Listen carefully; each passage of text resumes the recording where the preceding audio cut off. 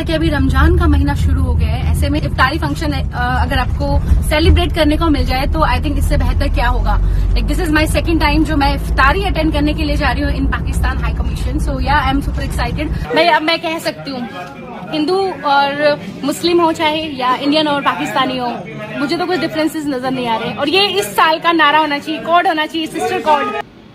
लक्ष लक्ष सबस्क्राइबार, एक एक ভিডিওতে लाख लाख ভিউ, জনপ্রিয়তার শীর্ষে থাকা এই ইউটিউবারের নাম জ্যোতি। কিন্তু তার কাজ অন্ধকার জগতের সঙ্গে। ঘরশত্রু বিভীষণ নাকি পাক ষড়যন্ত্রের শিকার এই ভারতীয় হিন্দু মেয়েটি? একজন ইউটিউবার থেকে কিভাবে পাকিস্তানের এজেন্ট হয়ে উঠলেন জ্যোতি মালহোত্রা? তবে কি কোনো চক্রান্ত? নমস্কার, আমি তপজা, বলবো জ্যোতি মালহোত্রার কথা। জনপ্রিয় এই ইউটিউবার কেন এখন চর্চার কেন্দ্রবিন্দুতে তা আপনারা অনেকেই জানেন। ঘুরে বেড়ানোই তার প্যাশন। ট্রাভেল ব্লগার হিসেবেও বেশ জনপ্রিয় তিনি। তাহলে কেন তাকে গুপ্তচর বৃত্তি করতে হলো? কেন ভেসে যেতে হলো এক অজানা অন্ধকারের দিকে? ট্রাভেল ব্লগিংয়ের আড়ালে পড়শি দেশে গোপন তথ্য পাচারের অভিযোগ উঠেছে হরিয়ানার জ্যোতি মালহোত্রার বিরুদ্ধে। ইতিমধ্যেই তাকে গ্রেফতার করেছে পুলিশ। শুরু হয়েছে তদন্ত, আর তাতেই উঠে আসছে চাঞ্চল্যকর সব তথ্য। কি জানা যাচ্ছে সেই চাঞ্চল্যকর তথ্যের ভিত্তিতে? জানা যাচ্ছে পাকিস্তানি অ্যাসেট হিসেবে তৈরি করা হচ্ছিল জ্যোতিকে। ভারতীয় নাগরিক, তাই আবার হিন্দু। পাকিস্তানের শকুনের চোখ যে সেদিকে যাবেই তা নিয়ে কারো মনেই কোনো প্রশ্ন থাকার কথা নয়। হিসারের পুলিশ সুপার শশাঙ্ক কুমার চৌহান বলছেন এমনটাই। তার দাবি, জ্যোতির কাছে গুরুত্বপূর্ণ কোনো সামরিক তথ্য ছিল না, তবে পাকিস্তানি গোয়েন্দা সংস্থাগুলো জ্যোতিকে আগামী দিনের অ্যাসেট হিসেবে তৈরি করছিল। গোয়েন্দা অফিসারদের সঙ্গে নিয়মিত যোগাযোগ ছিল এই ইউটিউবারের। পুলিশি তদন্তে পাকিস্তানি কূটনীতিকদের সঙ্গে যোগাযোগের বিষয়টা একেবারে স্পষ্ট। গত বছর নয়াদিল্লিতে পাকিস্তান হাই কমিশনের ইফতার পার্টিতে আমন্ত্রণ পেয়েছিলেন ইউটিউবার জ্যোতি। সেখানে তিনি যে ভ্লগ বানিয়েছিলেন সেখানেই তাকে পাকিস্তানে যাওয়ার আগ্রহ দেখাতে দেখা যায়। গিয়েছিলেন পাকিস্তান। গত বছর পাকিস্তানি হাই কমিশনার এহসান উর রহমান ওরফে দানিশের সঙ্গে তার পরিচয় হয়। এই দানিশের সঙ্গে হাত মিলিয়েই পাকিস্তানের হয়ে গুপ্তচর বৃত্তি করতেন জ্যোতি। তার সঙ্গে তিনবার পাকিস্তানেও গিয়েছেন। ভারতে দানিশি স্পাই নেটওয়ার্ক চালাতো। ট্রাভেল ব্লগার হওয়ার দৌলতে এদিক ওদিক ঘুরে কন্টেন্ট তৈরি করতেন তিনি। বেশ কয়েকবার পাকিস্তান সফরেও গিয়েছিলেন পেহেলগাঁওতেও। কখন? চলতি বছরের জানুয়ারি মাসে। ঠিক তার 3 মাস পরেই ওই সবুজ উপত্যকা নৃশংস জঙ্গি হামলায় রক্তাক্ত হয়। বুলেট বৃষ্টিতে প্রাণ হারান 26 জন নিরীহ হিন্দু পর্যটক।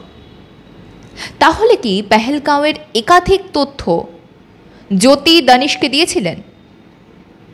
সবচেয়ে বিস্ময়কর বিষয় হচ্ছে, অপারেশন সিঁদুরের সময় দিল্লিতে পাকিস্তানি হাই কমিশনের এক কর্তার সঙ্গে যোগাযোগ রেখেছিলেন জ্যোতি। পরবর্তীতে ওই পাক হাই কমিশনারকে ফেরত পাঠিয়ে দেওয়া হয় ভারত থেকে। সূত্রের খবর, জ্যোতির সেই পেহেলগাঁও ভ্রমণই এখন গোয়েন্দাদের আতশকাচের তলায়। পেহেলগাঁও থেকে ঘুরে আসার পর সেখানকার একাধিক তথ্য পাক গুপ্তচর সংস্থা আইএসআইকে পাচার করেছিলেন জ্যোতি, এমনটাই মনে করছেন তদন্তকারী অফিসাররা। হরিয়ানার মেয়ে জ্যোতি, তার বিরুদ্ধে অভিযোগ আরও গুরুতর। মালহোত্রা নিজের ফোনে পাকিস্তানি সংযোগগুলোর নাম ভিন্নভাবে সংরক্ষণ করতেন, যেমন জট রন্ধাওয়া, যাতে শনাক্তকরণটা এড়ানো যায়। এমনকি তিনি বালিতে এক পাকিস্তানি সংযোগের সঙ্গে ভ্রমণ করেছিলেন বলে পুলিশের দাবি। এই সমস্ত কর্মকাণ্ড স্পষ্টভাবে একটা সুপরিকল্পিত গুপ্তচর নেটওয়ার্কের দিকে ইঙ্গিত করে। তার মানে কি এরকমভাবে জনপ্রিয় ইউটিউবার বা সোশ্যাল মিডিয়া ইনফ্লুয়েন্সারদের ফাঁসিয়ে ভারতের বিরুদ্ধে ষড়যন্ত্রের ফাঁদ পাচ্ছিল পাকিস্তান? হিসারের এসপি সওয়ান বলেন, পুলিশের ধারণা জ্যোতি ছিলেন পাকিস্তানের বৃহত্তর পরিকল্পনার অংশ। সোশ্যাল মিডিয়া ইনফ্লুয়েন্সারদের ব্যবহার করে ভারতের বিরুদ্ধে মনস্তাত্ত্বিক যুদ্ধ চালানো হচ্ছিল। পুলিশ জানিয়েছে, জ্যোতি ইনফ্লুয়েন্সারদের সঙ্গেও যোগাযোগ রাখতেন। তাদের পাক গোয়েন্দারা নিয়োগ করে থাকতে পারে বলেও ধারণা করা হচ্ছে। আসলে সোশ্যাল মিডিয়ার যুগে তথ্য আর মিথ্যার মধ্যেকার বিভাজন অনেক সময় অস্পষ্ট হয়ে যায়। কেউ কেউ আন্তর্জাতিক রাজনীতির হাতিয়ার হয়ে ওঠেন, হয়তো সচেতনভাবেই কিংবা হয়তো অজান্তে। সোশ্যাল মিডিয়ায় জনপ্রিয়তা পাওয়া সহজ, কিন্তু সেই জনপ্রিয়তার পেছনে যদি থাকে অন্য কোনো উদ্দেশ্য, তাহলে প্রশ্ন ওঠে, এই জনপ্রিয়তা কিভাবে ব্যবহৃত হচ্ছে? দেশের বাইরের শত্রুদের না হয় সেনাবাহিনী দেখে নেবে, কিন্তু দেশের মধ্যে যে সমস্ত শত্রুরা ঘুরে বেড়াচ্ছেন তাদের শনাক্ত করা যাবে কিভাবে? আপনার পাশের মানুষটাকে বিশ্বাস করবেন কিভাবে যে নিজের দেশের সঙ্গে গদ্দারি করতে পারে? সে সব কিছু পারে। পাকিস্তানের সন্ত্রাসে তিতিবিরক্ত ভারত। নাছোড়বান্দা পাকিস্তানকে উপযুক্ত শাস্তি দিতেই যখন ভারতের প্রধানমন্ত্রী ঘোষণা করছেন অপারেশন সিঁদুরের, তখন এই দেশে বসেই, এই ভারতের মাটিতে বসেই ভাত খেয়েই বিশ্বাসঘাতকতা মেনে নেওয়া যায়? এই সমস্ত মানুষকে গদ্দার ছাড়া আর কিছু বলা যায়?